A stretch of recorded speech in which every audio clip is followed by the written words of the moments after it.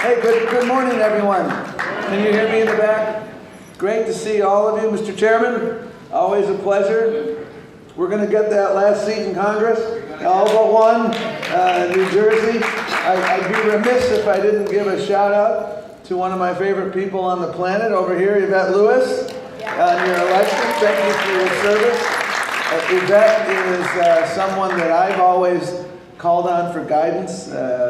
Maryland Party Chair, serial activist, someone who is an edgy organizer, and recently elected now on the executive committee. So I am so excited for you, Yvette, so thank you for your service.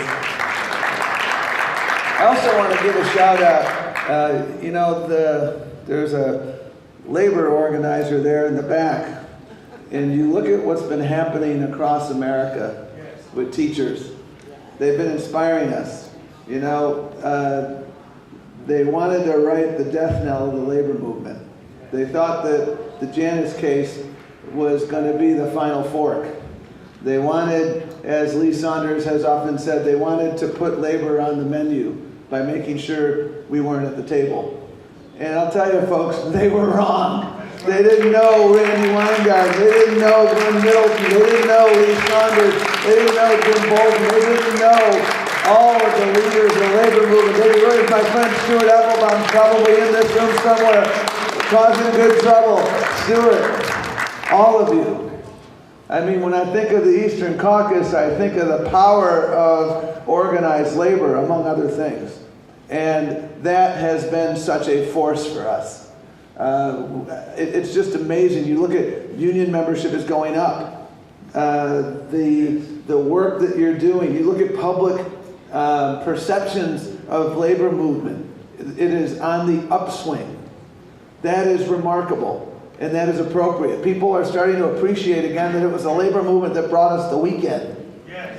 It was the labor movement that brought us middle-class prosperity. We know from, I remember talking about this when I was labor secretary, the studies that showed income inequality, which is a defining issue of our time. Income inequality was at its lowest in the 20th century when labor union density was at its highest. That's not correlation, that is causation. And that is why this party is so remarkable. So folks, we're halfway up the mountaintop. I love looking at Congresswoman Grace Meng from the majority of the United States House of Representatives.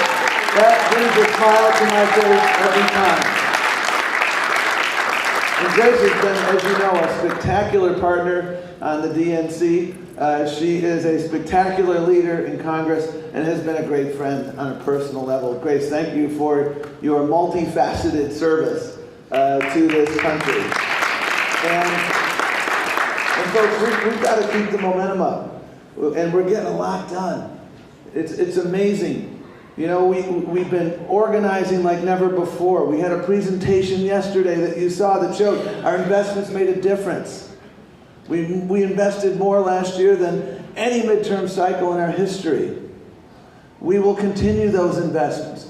Our investments in data. Next week, we will be rolling out a data warehouse that is going to be second to none. This is tech infrastructure within the DNC. Remember in 2016 when you had the breakdown where one campaign got access to the voter file of another campaign, and there was a lot of acrimony. I believe there was a lawsuit. That won't happen again because we have a state-of-the-art data warehouse that will be able to service as many candidates as enter the race. I said when I ran, I think the most important thing we can do is modernize our data infrastructure. That's exactly what we're doing. And again, the landmark agreement we reached with our state party partners is going to enable us to do remarkable things. And it's all about winning elections. And the more you know about voters, the better off you are. The other side figured this out. One of the most important reasons why Donald Trump won is because their data and technology infrastructure was better than ours. That's a shame on us moment, and that ain't happening again. And that's why we did what we did and continue to do what we do. And that's why I'm so grateful to so many people who have provided thought leadership. I said this yesterday. Historians looking at this will look at the creation of the voter file in 2006 or 5. And he was there. He had more hair. But I can make hair jokes because I don't have hair either, Diane, okay? That was a seminal moment. And what we're doing now is going to be an equally seminal moment. It is going to enable us to communicate better with voters. It is going to enable us to win elections up and down the ballot. It will help not only the presidential candidates, but it will help the candidates for school board and everywhere in between.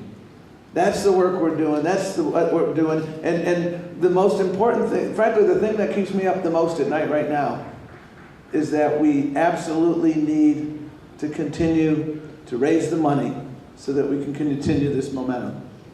You know, you saw the slide yesterday, and the accordion, we call it. You know, if history is a guide, we will raise less money this year than last year. With your help, history will not be a guide this year. They told us last year that we could not raise, when we set $100 million as our goal for last year, they said, you can't do that, you don't have the president. You don't have the holiday party at the White House. You can't make it happen. Well, we did because of all of you here. And we've got to keep it up. Because you've heard me say this. I was trial lawyer at DOJ for a long time. Those poor lawyers over there right now. You know, the first sentence in every lawsuit about this national emergency is going to be Donald Trump saying, it's not really an emergency. He says, I mean, thank you very much. By the way, he was speaking the truth there. That wasn't fake news. Because it isn't a national emergency, which is why he's golfing right now in Mar-a-Lago. You know, every time we've had a national emergency, I don't believe the president, Republican or Democrat, was off golfing. I mean, it's pretty remarkable. So we have a moral emergency in this country right now. That's what we do have. And this moral reckoning is why we're winning elections, because people understand that it is a moral imperative to make sure that people with diabetes can get coverage. It's a moral imperative to make sure that our school children can have the tools they need to compete in tomorrow's economy, and their teachers are treated fairly. It's a moral imperative. That's what we're doing. And with your help, we're going to continue the progress. Again, we're halfway up the mountain, but I moved to this area from Colorado, and I've loved climbing mountains, and the second half of the mountain climb is harder than the first half. And you know what, though? It's made easier by the fact that we've got such a posse.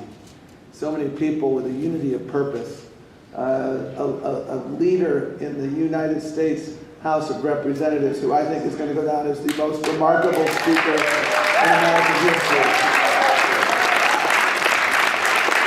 You know, membership, and you've seen it already, membership that understands we don't conflate unity and unanimity.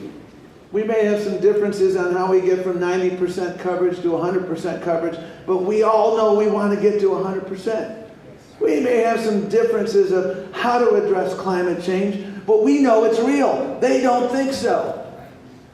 And when we have that unity of purpose, when we don't conflate unity and unanimity, that's how we succeed. And that's how we have succeeded, and that's how we'll continue to succeed. So thank you for what you are doing. It has been an unmitigated privilege to be in this foxhole for the last 2 years, almost to the day. The 25th was our election, about a week and change away from that. And I am so grateful for everything that you've done, but we've got so much more to do. Let's get on with it. Thanks a lot.